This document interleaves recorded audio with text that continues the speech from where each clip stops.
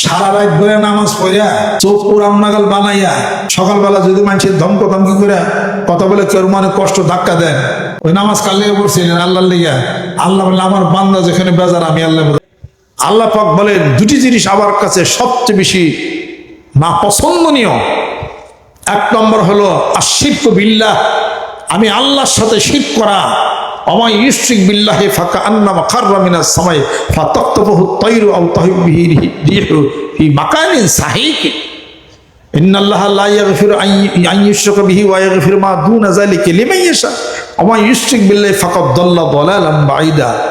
শিরকের গুনাহ আমি ক্ষমা করি না। এক নম্বর শিরক। দ্বিতীয় নম্বর অদ্দররু বিল মুসলিমিন, কোন মুসলমানের কোনো ক্ষতি করা, মুখের কথা দিয়ে তাকে ক্ষতি করা এবং হাত দিয়ে তাকে মারা, তার সম্মানে আঘাত করা, এটা খুবই না পছন্দ করি আমি আল্লাহর কাছে। আর দুটি জিনিস আমি আল্লাহ সবচেয়ে বেশি পছন্দ করি।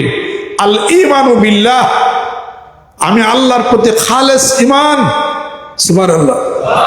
দ্বিতীয় নম্বর আন নাফু বিল মুসলিমিন, কোন মানুষের জন্য কিছু উপকার করা, জিজ্ঞাসা করা কেমন আছেন, ভালো আছেন, বসেন, বিষয় বৃত্তান্ত, একটু সৌহার্দ্যপূর্ণ আলাপ আলোচনা করা এবং তার মঙ্গল কামনা করে কিছু কথা বলে তাকে খুশি করে।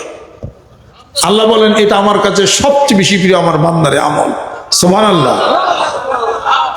সারা রাত ধরে নামাজ পড়িয়া চোখ পুরান নাগাল বানাইয়া সকালবেলা যদি মানুষের ধমকি করে কথা বলে কেউ মানে কষ্ট ধাক্কা দেন, ওই নামাজ কার লেগে পড়ছিলেন? আল্লাহর লেগে।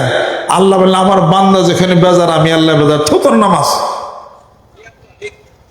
নামাজ পড়ে দরবার শেষে ইটা পরে হাদিস পরে উল্টাইতে হাদিস শরীফের তলে যেয়ে পড়ছে, পৃষ্ঠার তলে যেয়ে পড়ছে, পৃষ্ঠার তলে যেয়ে পড়ে একবার লাস্টে এই রেজাল্ট হয়েছে শিরক বেদাত।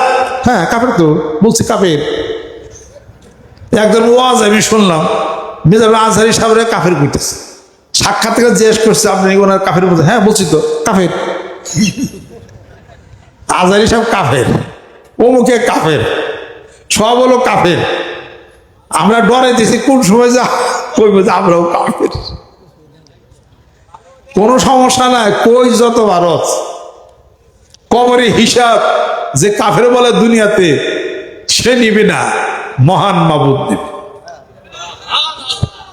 ওই হুজুরকে আমি ইশারা দেই, হাদিস শরীফ পড়েন আপনি, কোন মানুষকে জাহান্নামী বলা হাদিস শরীফের নাই, কোন মানুষকে জান্নাতি বলা এটাও হাদিস শরীফে নেই।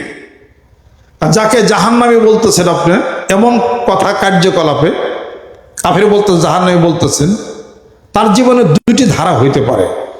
এক নম্বর আপনার কাফের বলার পরে সে মুসলমান হয়ে গেছে, আমাদের কাফের কইতি আছে, তাহলে পরে দ্বিতীয়বার কাফের বলার আগে আপনি খবর নেন ফোন করে, হ্যালো জি অমুকে, আমি তো আপনাকে 2 মাস আগে কাফের বলছিলাম, এখন কি আপনি মুসলমান হইছেন?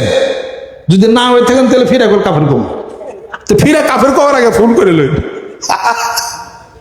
ফিরা কাফের করার আগে ফোনটা করে লইন গেল।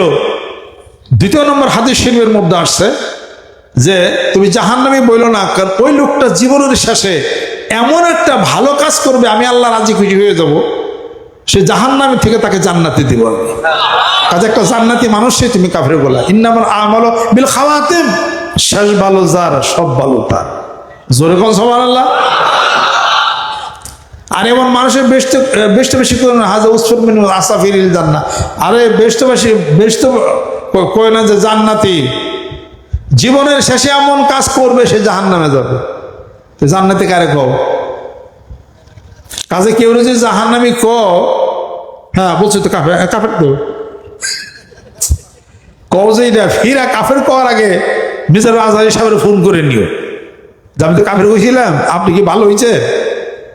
যে না হয়ে থাকেন তাহলে আপনার কাফের ফিরে কইল। আর আমাকেও যারা কাফের টাফের কম ফিরে আবার ফোন করিল, যখন কাফের কইছিল পরে তো 1 মাস পর মুসলমান হয়ে গেছিল, তো মুসলমানের কাফের কইলা, কথা ঠিক কিনা?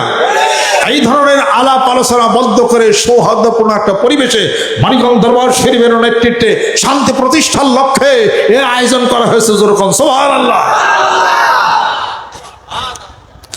আসেন আমাদের দেশে হিন্দু, বৌদ্ধ, খ্রিস্টান ঐক্য পরিষদ সকলে মিলে শান্তিতে থাকে, আর আমরা মুসলমানরা শান্তিতে থাকতে পারি না। আমাদের হাতে আছে কি? আল কোরআন আল কারীম। আমাদের নেতা যিনি নেতৃত্ব দিতেছেন তিনি বিশ্বনেতা মোহাম্মদ মুস্তাফা সাল্লাল্লাহু আলাইহি সাল্লাম, যিনি আল্লাহর বন্ধু।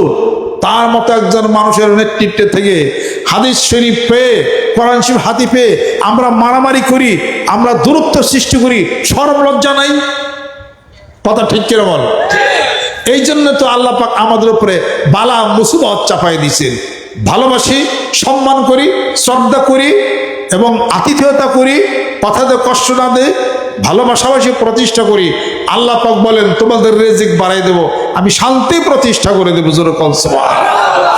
বাংলার বুকে সেই শান্তি প্রতিষ্ঠার লক্ষ্যে মানিকগঞ্জ দরবার শরীফের নেতৃত্বে গ্রামে গঞ্জে মাঠে ময়দানে বায়াতের এই আলোর মাধ্যমে আত্মশুদ্ধির মাধ্যমে জিকিরের দুর্গ গড়ে তুলতে হবে। রাজি আছেন?